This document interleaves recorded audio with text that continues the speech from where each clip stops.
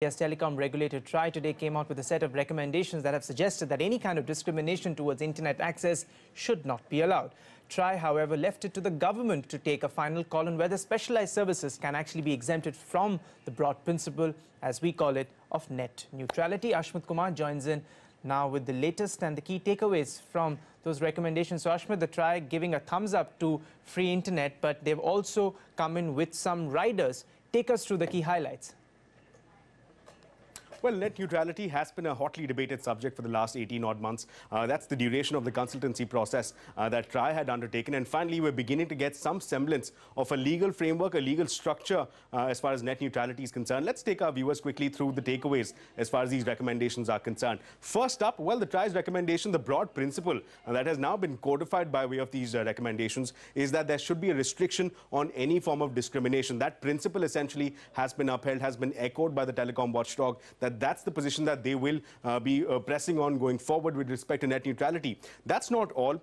They have suggested, TRAI has suggested recommendations, has made suggestions to changes, amendments as far as the license agreement is concerned, which would then become binding on the service providers. What's important here is that one key amendment that they are seeking, that TRAI is seeking, is an explicit restriction on any discriminative practices with respect to any particular app or any particular website. So that's one key suggestion that has come from TRAI. TRAI has also gone on to suggest another amendment to the license agreement, whereby TRAI is essentially seeking an explicit clause that no pact that leads to discrimination can be entered into by these service providers.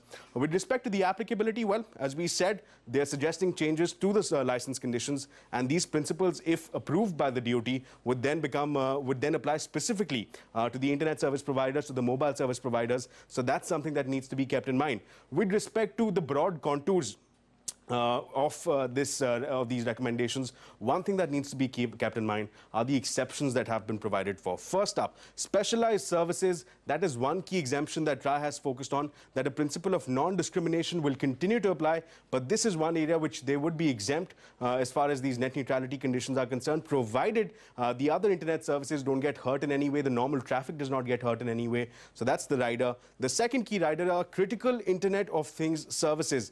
There, TRAI, what it has done, that it has left the room open for the DoT to identify what these critical Internet of Things services might be, and then subsequently has provided for these Internet of Things to be notified by the DoT to be automatically excluded. That's the second key rider.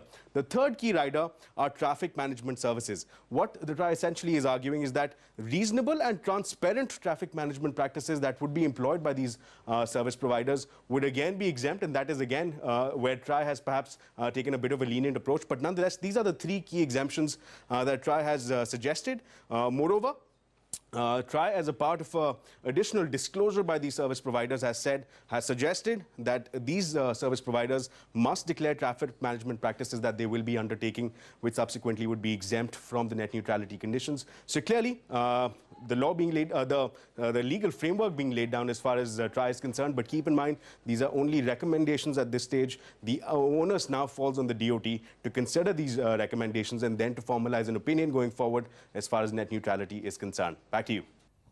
Okay, fair enough, Ashmit. In fact, Ashmit caught up with R.S. Sharma, the chairman of the Telecom Regulatory Authority of India, earlier today. The TRAI's view was expressed and endorsed by Sharma, and he said that internet is an open platform and it is important for India to ensure the openness of it.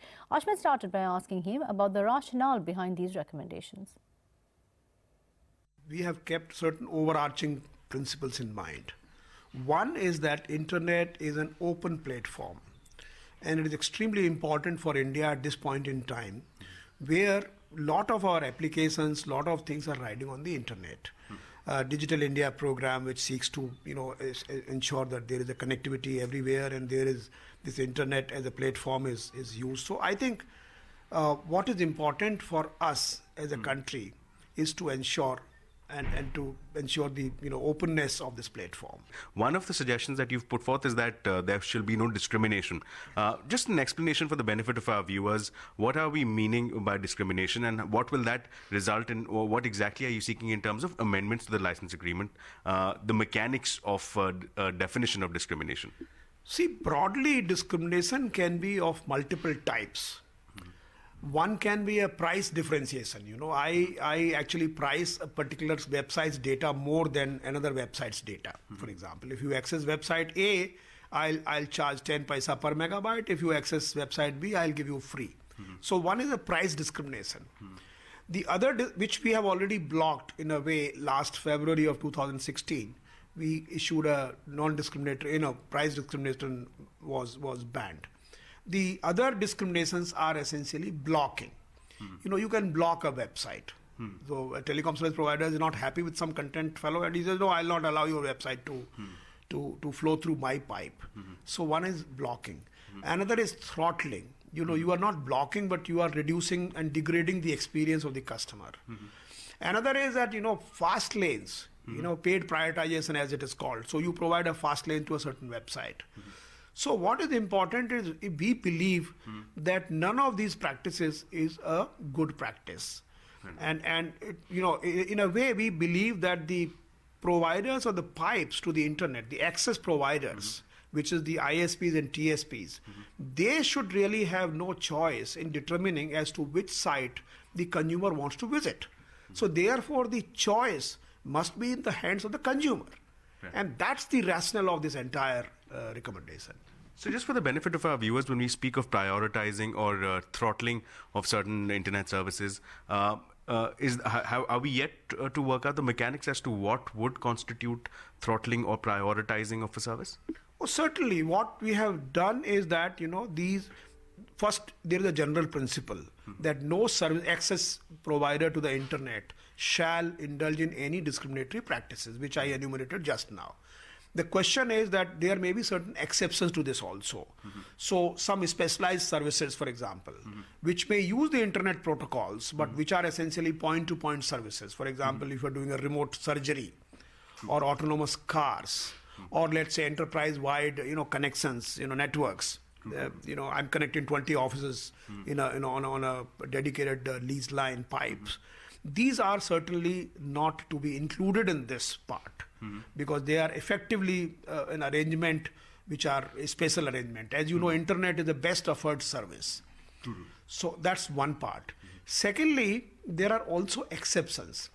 Now, what these exceptions are, for example, if you are a road manager, if you are providing a toll road, and one can, sort of give an analogy that telecom service providers are like toll road providers which charge toll for flowing, for carrying traffic on them.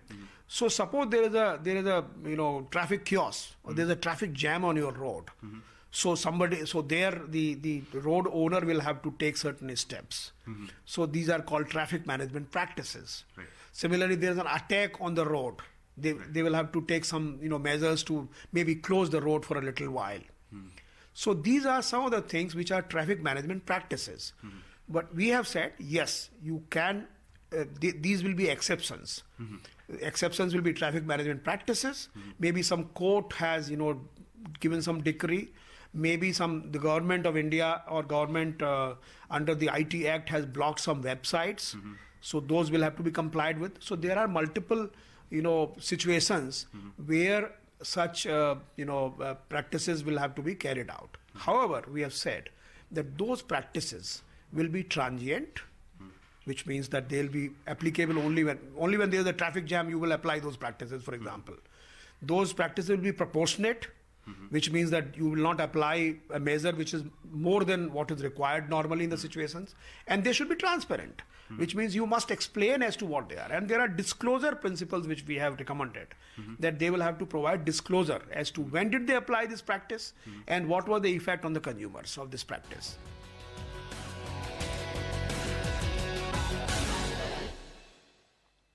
Joining in now to discuss this further are Nikhil Pahwa, editor of Medianama, Rajiv Khaitan, partner Khaitan and Company, and senior advocate Sanjay Hegde. Ashmit is also here to go through the conversation. Nikhil, I want to start by asking you about the exemptions. There specifically is an exemption for specialized services. There is an exemption for critical IoT services. What specifically do you think defines the specialized services? Does that leave room for manipulation by either ISPs or TSPs as well, for that matter? So it's not clear as to what the TRI specifically means by specialized services, but Exactly. I think one aspect which has come through in this regulation is that, which also came through in the differential pricing regulation, that you can't do indirectly what you can't do directly. So if you're not supposed to violate the net neutrality principles and the norms that have been laid out here in terms of being non-discriminatory, you also can't be treated as a specialized service and violate the same norm. And so therefore, if a service is, let's say there's a video service which is on the internet, it can't become a specialized service and do the same thing off the internet as in that sense. So I think this is very clear and from the TRAI that they don't want someone to use this clause to bypass the regulation, because that will render the regulation itself meaningless. Of course, this is not a regulation, it's a recommendation. Exactly. But the one on differential pricing was a regulation, and that had the same principles as this one. Rajiv, come in on this point. Does this leave room for any manipulation and speculation? And, you know, my question is, who really decides what ambit these specialized services fall under? So basically, the specialized services will be licensed services. So the license conditions will allow the various licensees to provide specialized services. These specialized services will not be able to, use the internet to deteriorate the quality of that service. And these specialized services are those which require faster speed on the internet to transmit data. For example, voice services require that protection, and that's why they are separately regulated. On the internet, specialized services could be telemedicine. Now, telemedicine could be a specialized service where a special need for speed and access rights are there. So they will be given priority. But TRAI in due course will decide which specialized services will be given this priority. The fact is that there is a committee that is being put into place that is going to be monitoring several areas, which will essentially have several players of the industry in itself. Does that lead to bureaucracy? And that's what the COAI has pointed out. Does this not give way to tightening the entire regulation, unnecessary bureaucracy coming in? No, not really. That committee is a committee which will be consisting of not only the telecom players, but large and small content players. They will have public representation. They will have a team, and they are a monitoring committee. So they will see whether the regulations are being applied properly, whether the licensees and the users of that benefit are using this as intended as per the policy. The policy itself is very, very clear. They will lay down rules as to which specialized services will be permitted. And having done that, the monitoring agency will only monitor compliance and also enforcement. So if the committee decides that a particular service provider is not adhering to these requirements, they will be penalized.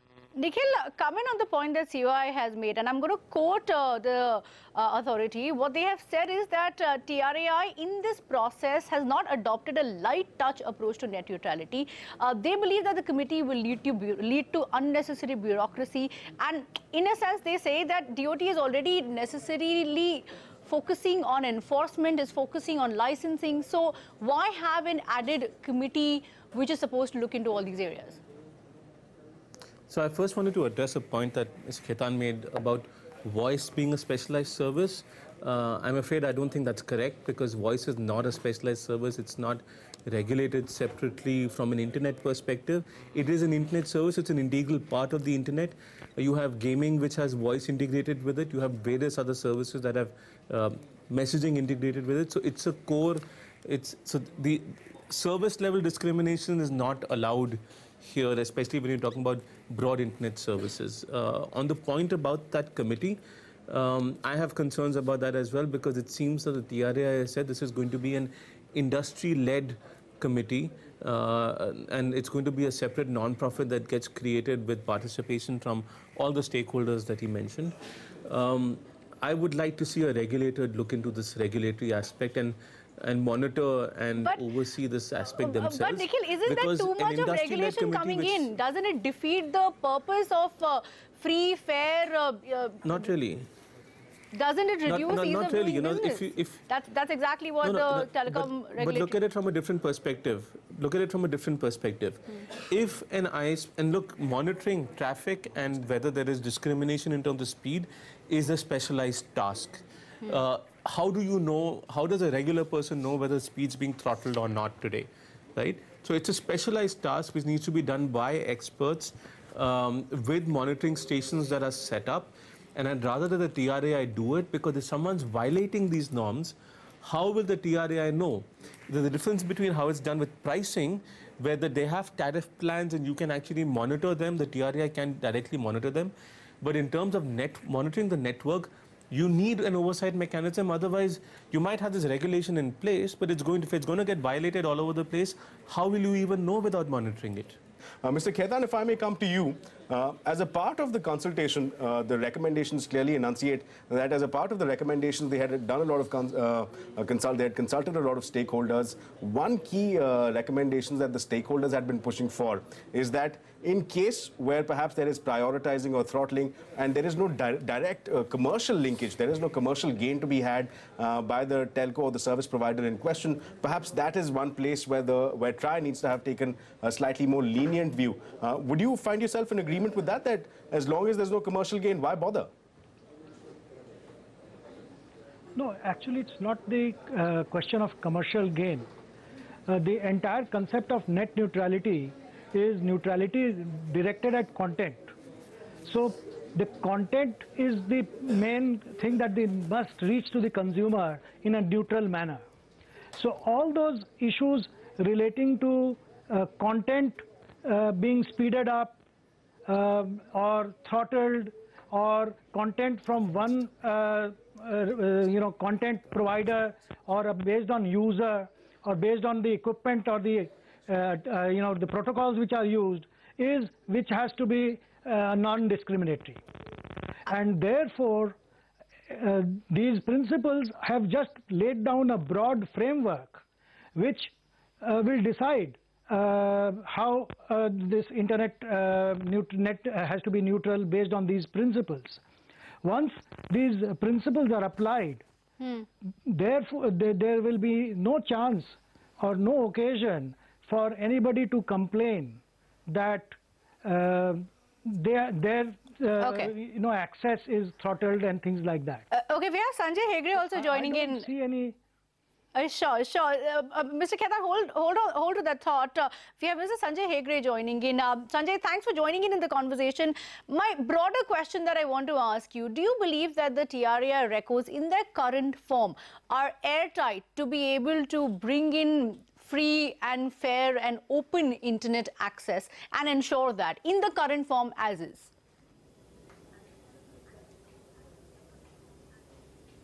Well, they are recommendations. Recommendations have been arrived at after a whole consultative process. Nevertheless, nothing can be airtight, especially in the data industry where things change all the time. The march of technology changes things. So even though the recommendations may, in the current context, appear airtight, there will always be gaps, and there will always be some people who will complain.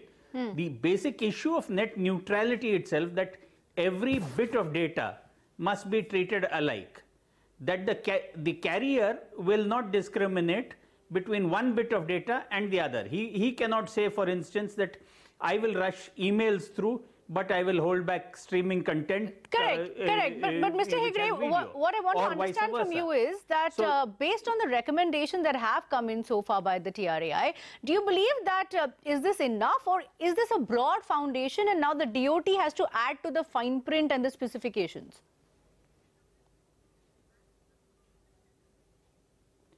Recommendations by their very nature draw the broad outlines. The finer detailing often is in the implementation. The recommendations then go to the government. The government has the power to refer it back to the TRAI, and ultimately recommendations are just that. That's the legal position, that the government is not bound by the recommendations. However, this entire process has to be gone through, and if the government deviates for any reason, it must have very good reason for deviating from the TRI recommendation. So therefore, while the TRI recommendation sets a broad framework as to how things are to go ahead in the future, detailing will always be a matter of how the executive implements it. Okay, fair enough, gentlemen. Unfortunately, completely out of time. Thank you so much for joining in on the show.